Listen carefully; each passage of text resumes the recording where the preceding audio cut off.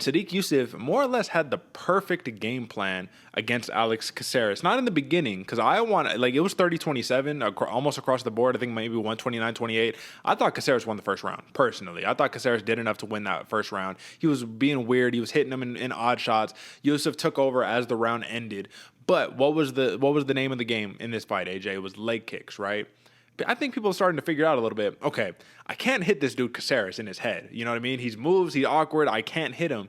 But his body and his legs are going to be stationary. And if I beat up those legs, he's not going to be able to move around as much. Then I'm going to start being able to attack the head. Systemic breakdown of a fighter. That's what it's about. And Sodiq Yusuff is a different level, bro. I'm telling you, like, this is a dude who, yeah, he lost to Arnold Allen. This is a different level type fighter in terms of mental capacity and physical capabilities. What was your take overall on Yusuff's performance? And do you think Yusuff won the fight, or do you think Caceres lost the fight? I think Yusuff won the fight, to be honest with you. You know, like it was a weird thing because he was talking about how he felt kind of off rhythm, but I think his off rhythm was so much so that it messed up Caceres's rhythm to put him off rhythm even more, if that makes sense. Sure. Like it was so awkward that neither of the awkward fighters were able to do anything against each other. Caceres can flow, man, Yeah. but because Sadiq was so off and not doing the timing he's normally used to or accustomed to, you should say. He just Alex Caceres wasn't able to get off, man, wasn't able to do his things.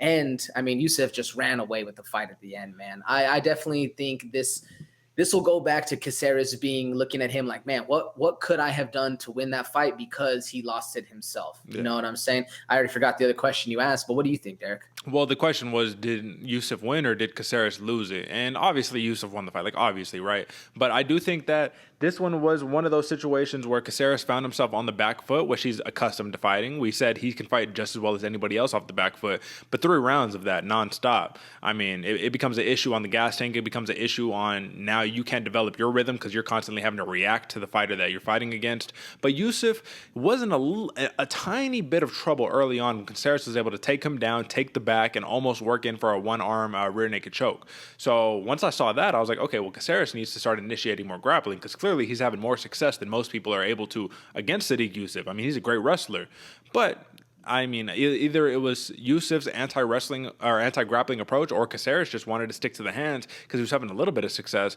Either one of those were the factors. When we look at the numbers real quick, AJ, Sodiq Yusuff, significant strikes, 64 of 123 for Caceres, 66 of 138. So this was razor close, and Caceres actually outlanded him by 2 strikes, which is nothing in the grand scheme of things. 1 takedown a pop out of 3 attempts for each fighter. This is on paper. If you didn't watch the fight and you just checked out the stats, you would say, this is as close of a fight as you can get. How did Caceres not win it? He outstruck him.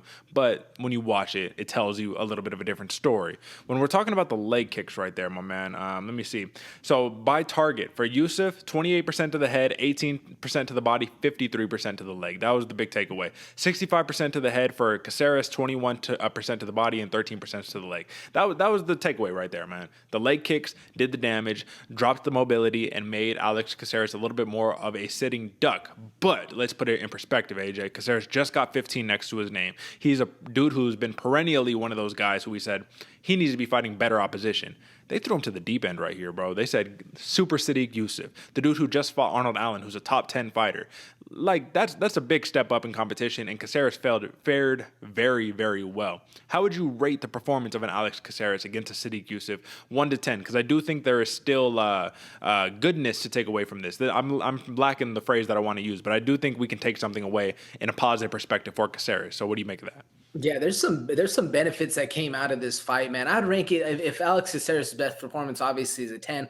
I'm saying this is around a 6 or a 7. Okay. Wasn't able to get off, wasn't able to get in his flow state, but still had good good nuggets. I'm trying to think of another word there too, but a good timing. And he, like I said, or like you said, excuse me, he had a Sadiq in deep on that round 1, but then he was just able to run away with it and not realizing that the leg kicks are doing so much damage that you're not checking them, and really you're letting your opponent just basically flail on your legs.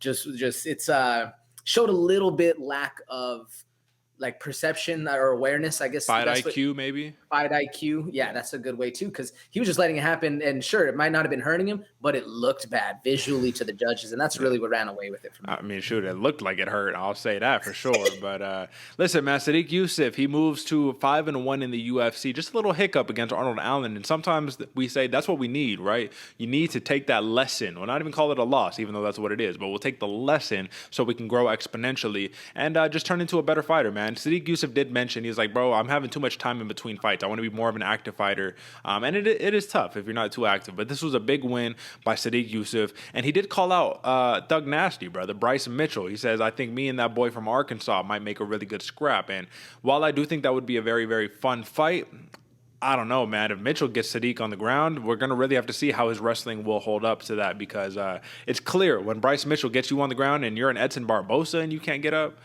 I mean, not too many people are going to be able to get up from Bryce Mitchell, brother. Do you think, if you just had to call it early right now, Yusuff versus Mitchell, headline, UFC Vegas, whatever, who are you giving an edge to, brother?